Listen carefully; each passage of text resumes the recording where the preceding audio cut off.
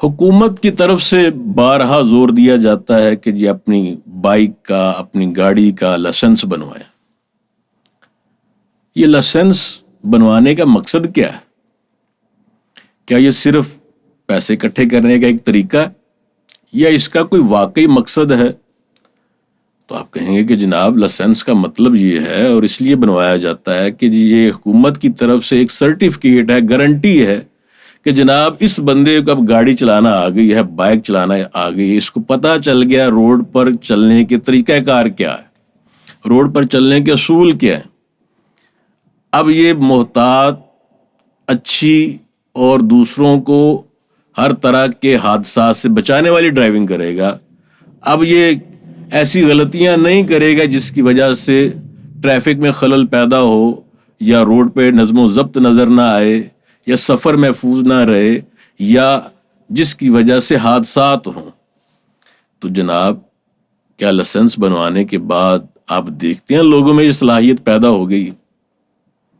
تو افسوس یہ ہے کہ لگتا تو یہی ہے کہ لائسنس بنوانے کے بعد بھی اکثریت طبقہ تو ایسا ہی ہے کہ جو ویسے ہی ڈرائیونگ کر رہا، ویسے ہی بائک چلا رہا۔ دوست بتاتے ہیں کہ آج کل جو لائسنس بنائے جا رہے ہیں وہ تو بالکل برائے نام فارمیلٹی، جسٹ آپ نے فیسیں پے کرنی ہے، کچھ تھوڑا سا آپ نے فارم وغیرہ پور کرنے ہیں اور آپ کے لائسنس بن جاتا۔ کوئی پراپر ٹیسٹ نہیں، کوئی پراپر ٹریننگ نہیں، کوئی آپ کا باقاعدہ ڈرائیونگ کا ٹیسٹ نہیں ہے۔ لائسنس بنوانا بڑا آسان ہوا کیونکہ حکومتوں کو اس سے اچھا خاصا ریونیو مل رہا ہے۔ تو بھائی لائسنس بنوانے کا مقصد کیا ہے؟ اس مقصد کو سمجھیں اور پھر اس مسئلے کا مستقل دیرپا حل کیا ہے کہ ہماری ٹریفک محفوظ ہو، روڈوں پر نظم و ضبط ہو، حادثات بالکل ختم ہو جائیں، ٹریفک بالکل نارمل چلے اور ٹریفک میں ایک بندہ اذیت محسوس نہ کرے بلکہ ایک سسٹم کے تحت آسانی کے ساتھ وہ اپنی منزل تک پہنچے بھی، واپس بھی آئے۔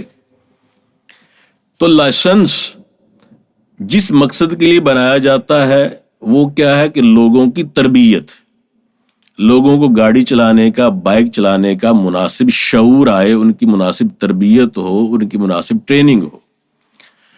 تو اب چونکہ ہماری عوام اس حوالے سے زیادہ دلچسپی نہیں رکھتی، تو میرا مشورہ یہ ہے ٹریفک کو آپ سلیبس میں شامل کر دیں۔ کب؟ جس عمر میں عام طور پر بچے موٹر سائیکل یا گاڑی چلانا شروع کر دیتے ہیں، 8ویں کلاس کے سلیبس کے اندر اردو کے اندر آپ شامل کر دیں، الگ سے کوئی نصاب بھی کتاب لگا کر اس کو بوجھ نہ بنائیں۔ اردو کی 3 کہانیاں کوئی ختم کر دیں، 4 کہانیاں ختم کر دیں اور وہ آخری 3-4 چیپٹر جو ہیں وہ آپ ٹریفک کے لگا دیں۔ ایک چیپٹر جس میں اشارے ہوں، دوسرا چیپٹر جس کے اندر جو ہے وہ آپ روڈ کے اوپر چلنے کے قوانین بتائیں، تیسرا چیپٹر جس میں حادثات کیوں ہوتے ہیں وہ وجوہات آپ ذکر کریں۔ یہ 3 چیپٹر اگر آپ شامل کریں تو ایک بنیادی قسم کی اویئرنیس کلاس 8 میں ہی 8ویں میں ہی بچے کو آ جائے گی۔ ایسے ہی 9 میں آپ شامل کریں، ایسے ہی آپ 10 میں شامل کریں۔ تو جو سلیبس آپ نے لائسنس بنانے کے لیے لازم قرار دیا ہوا ہے کہ جی اتنے اشاروں کی فہم ہونی چاہیے، ان قوانین کا، گاڑی کے بارے میں ان باتوں کا پتہ ہونا چاہیے، تو آپ وہ ساری چیزیں کورس میں شامل کر دیں۔ بہت بڑی تعداد کو تو ویسے اس کے بارے میں علم ہو جائے گا۔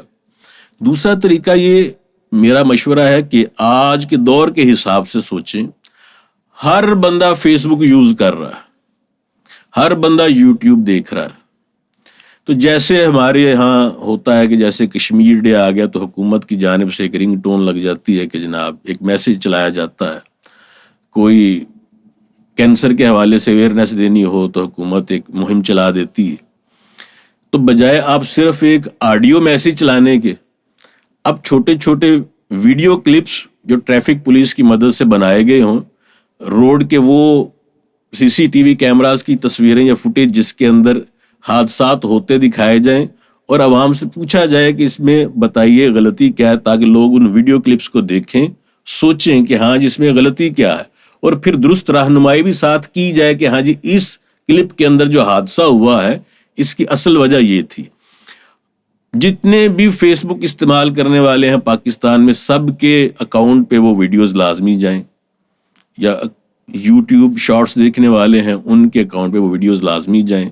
اور کچھ اس طرح کی بھی سیٹنگ کی جا سکتی ہے کہ جب تک اس ویڈیو کو دیکھ کر تو آپ رسپونڈ نہیں کریں گے اور پازیٹیو درست رسپانس نہیں دیں گے اس وقت تک آپ کا اکاؤنٹ آگے نہ چل سکے. یا اس طرح کی کچھ سیٹنگ جدید دور کے حساب سے کی جا سکتی ہے کہ ایک عمومی طور پر ہر بندے کو آپ ٹرین کر رہے ہوں, ہر بندے کو آپ سمجھا رہے ہوں کہ بھی ٹریفک کے ان اصولوں کو ہم نے اس طرح سے اپنانا ہے. جب تک عوام کی بڑے پیمانے پر تربیت نہیں ہوگی ہمارے حادثات ختم نہیں ہو سکتے.